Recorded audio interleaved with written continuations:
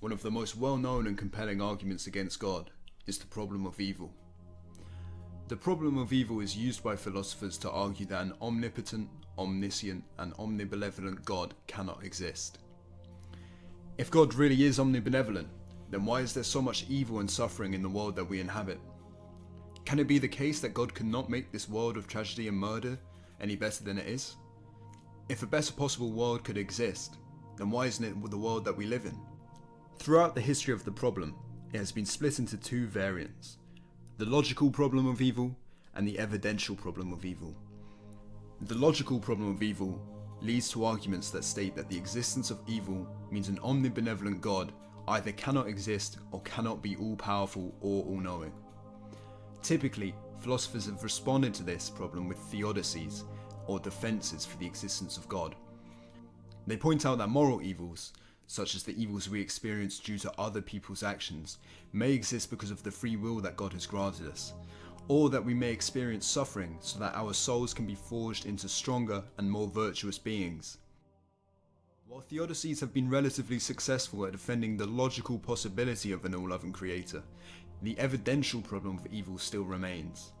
Some philosophers claim that, although a perfectly created world may give rise to some suffering and evil, the amount of suffering and evil that exists in our world makes it highly unlikely that we are living in the best possible moral world that God could have created. If God could have created a better moral world, then why hasn't he? If he's omnibenevolent and he's omnipotent, why is it not within his ability to do so? They also point out that sometimes evil and suffering is unnecessary and tragic and does nothing but weaken those who experience it. Today I hope to address the problem of evil through a strictly utilitarian framework. In moral philosophy, two main schools of ethics exist: virtue ethics and utilitarianism. Those who believe in virtue ethics believe that virtues are moral goods of their own right and are inherently valuable by their nature. Put simply, utilitarianism states that maximizing pleasure or utility is the only ethical goal. If this seems a bit strange at first, then let me explain part of the reasoning. Part of the reasoning behind this idea is that something can only ever be desirable if it is expected to increase utility or pleasure. Otherwise, why else would we desire it?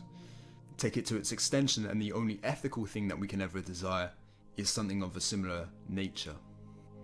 I would like to point out that I'm not a utilitarian. I believe more strongly in virtue ethics, but I think a utilitarian defense of the problem of evil could still potentially be useful. An increase of utility or pleasure could still possibly be used as a justification even for a virtue ethicist, and if not, then the argument could still be interesting for utilitarians anyways. Most of the theodicies on the issue tend to ally themselves with a form of virtue ethics more strongly, and I've struggled to find much regarding the problem strictly from a utilitarian perspective. This argument I'm about to put forward isn't entirely dissimilar from many theodicies, but I think the utilitarian framework could be interesting and useful for the discussion. So how could it be the case then, in a utilitarian moral system, that the existence of evil and suffering could be a good thing? If we are suffering, and God has the ability to fix it, then would not fixing our current state of suffering increase the amount of pleasure and utility in the world, and thus raise the amount of moral good in the world, which is what an omnibenevolent creator should theoretically be doing? One has to remember, even with instrumental suffering that we experience in our daily lives, such as foregoing current pleasure so that we can experience more pleasure later, it's only instrumental insofar as it moves us towards a better state of being. But if there is an all-powerful God, why hasn't he created us in this better state already? This seems like a hard problem to face without resorting to virtue ethics, but let me play you a clip that I think will be relevant to my argument. This clip is taken from Jordan Peterson talking about scarification. I've read a fair bit about practices like tattooing and body scarification, those are very, very common practices, right? They're human universals, actually. The other thing that you see is that people do scarify and tattoo themselves, and they do that in some manner to catalyze their identity, right? They're trying to transform themselves from a generic person, in some sense, to a person that's been designed by their own hand. It's something like that. It's a marker of developing identity, and some of it seems to be catalyzed with pain.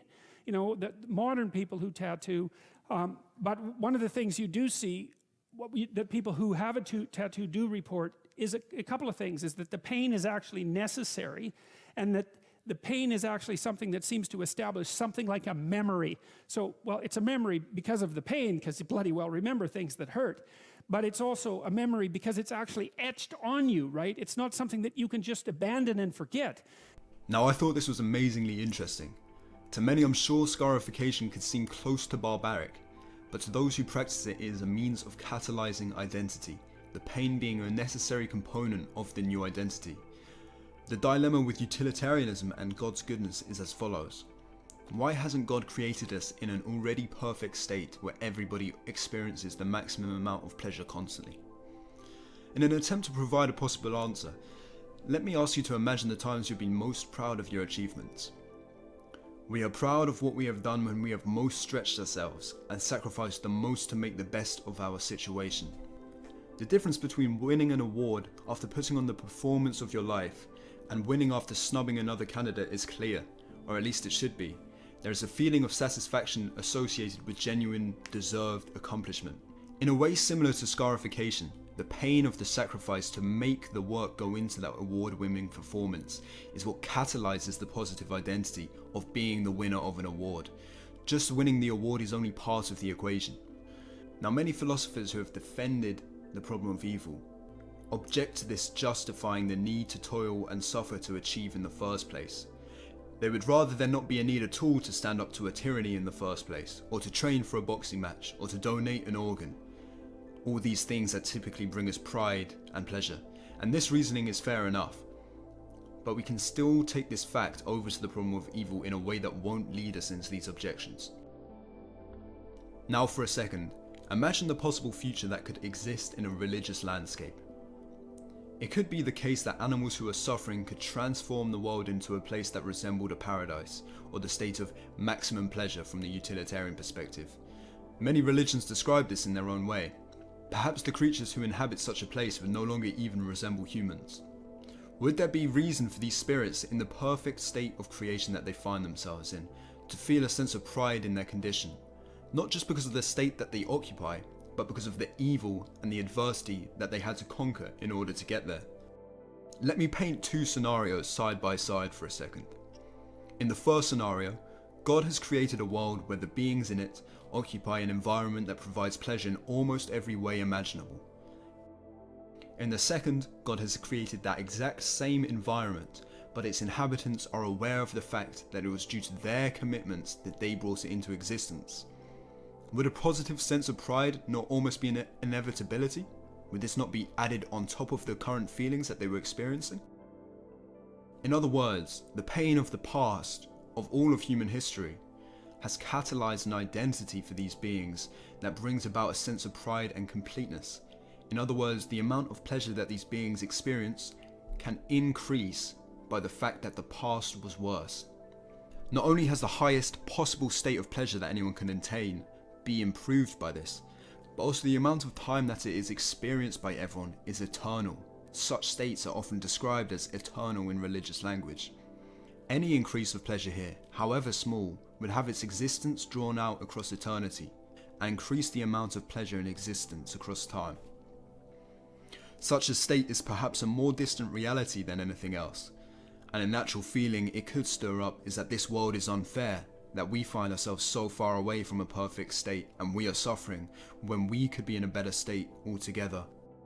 However, I would remind you that this argument is dealing with the situation purely through the utilitarian lens, what can really increase the most amount of utility and pleasure, and the unfairness objection begins to fall back into virtue ethics. It may still be a legitimate ethical criticism, but I'd remind you that there are plenty of theodicies that deal with this from a more virtue ethics based framework. It is also an axiom of the Israelites in the Old Testament that whenever something goes wrong for them, it is their own fault. They never blame the structure of reality. This isn't so much an escape to avoid criticizing their God as it is a hypothesis that treating the structure of reality as if it were benevolent is the best way to move forward and bring about a better world. The space that is left in reality is the space for the perfect story, so to speak. As long as a perfect story can be played out in existence, then at the end of time ultimate pleasure will be available to anything conscious and aware. We find ourselves in a world full with evil and suffering, But if this evil and suffering can be overcome in a triumph, we stand to gain more utility at the end of time than we do losing it from being created in a slightly lesser perfect state to begin with. This is in essence what I believe religions try to figure out, the perfect story of the conditions of the world to maximize the benevolence of reality. And the teaching of these religions is that the responsibility for this lies on us. Now, one could object and say that an advanced group of creatures looking back on time would look back on such a bloody past, not with joy, but with disgust at the fact that existence was such a catastrophe. But this undermines the capacity for the good to genuinely triumph over evil, which I believe is true, and contradicts the ideal mindset that religions put forward that brings about the best possible state of being. The creatures could even reach such an advanced state without knowing that God exists, in which case there's no reason to just respond with disgust at the way things were created, but with sorrow for the tragedies of the past and happiness for the good. Another objection could be the idea that God could have created these creatures with the belief that they had brought about such a paradise without the bloody existence of the past ever having to actually occur. To which I have to answer, is there any utility in our current existence? Some utilitarians choose to negate suffering primarily and others to promote pleasure. But as long as our current existence has any utility, is it not worthwhile that it actually exists in reality, rather than not existing ever? In fact, this principle could be extended more generally. If this world has utility, why not create it in addition to any world with a maximum utility already existing? Here you see a reason why this world may exist while God is still maximizing utility. I know the evidentialists may have something to say about this in certain situations where life clearly is not valuable, but there are many takes on this argument. One could also point out that some things derive their utility precisely from their fragility. The genuine fragility of something is often what creates its value. So to briefly summarize my argument, we have to ask ourselves, is there any utility in this world that we have as of current? Or could there be any utility that comes from it in the future? If, in essence, this world that we inhabit is useful and it is good, would it not be better for it to exist on top of anything else that may also exist in a perfect world? Why dispense with something that can bring us extra value, the world we currently have? Why not combine the additional utility that our flawed world brings with the possibility of a perfect and eternal future? So that concludes this video, and in my mind that is why it's not so easy to say that we can assume that this world isn't a perfectly moral world and that there isn't anything that an omnibenevolent, omnipotent creator could be doing to extract the most value out of being by creating this world with us in here. So I hope that you have enjoyed this argument. Please let me know what you thought of it in the comments. I'd be happy to talk to all of you guys in the comments if you have anything that you wanted to say or ask me. With that being said, thank you for watching, and I hope you guys all have a great day.